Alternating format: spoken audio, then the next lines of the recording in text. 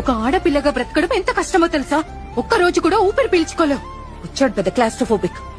పెళ్లికి ముందు అమ్మ నాన్న మాట వినాలి, పెళ్లి తర్వాత మొగుడు అమ్మ నాన్న మాట వినాలి, తర్వాత పిల్లల్ని కనాలి. ఆడపిల్ల పుడితే ఇంకా కంటూనే ఉండాలి. How does it matter? It just 9 months but child. మా డ్రీమ్స్ ని, మా ఇష్టాల్ని పూర్తిగా దొబ్బించుకోవాలి.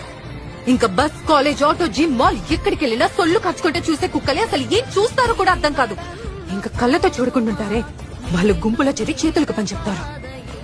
ఐటమ్, ఫిగర్, మాల్, గుంట ఏంటి బొమ్మలమా? ఇవన్నీ మేం వింటాం. అటు ఇటు చూస్తావేంటి? నన్ను చూడు. 45 degrees ఎండలో బయటకు వెళ్లాల్సి వస్తే పేరెంట్స్ ఏమంటారో తెలుసా? అమ్మ ఫుల్ స్లీవ్ చుడీదార్ వేసుకుని వెళ్ళు, లేదంటే అబ్బాయిలు ఏడిపిస్తారు అని. దానికి మేమేం చేయాలి? పాప్కార్న్ లా వేడికి బర్స్ట్ అయిపోవాలా? ఈ మధ్యేమో కొత్త ట్రెండ్, ఫోన్ తో న్యూడ్ పిక్స్ తీయడం. Public service announcement, dear men, మా అమ్మాయిలకి మీ న్యూడ్ పిక్స్ చూసే ఇంట్రెస్ట్ అస్సలు లేదు. So zip it up.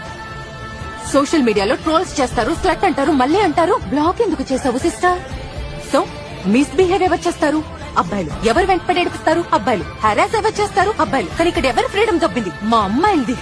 So అబద్దాలు అడ్డం మాకేం సరదా కాదు. అబద్దాలు చెప్తాం ఇంట్లోంచి బయటకు వెళ్ళడానికి. దాన్ని ఎలా అర్థం చేసుకుంటారు? మా క్యారెక్టర్ లూజ్ అనా? ఉన్నది ఒకే జీవితం, నచ్చినట్టు బ్రతికే హక్కు మాకు ఉంది.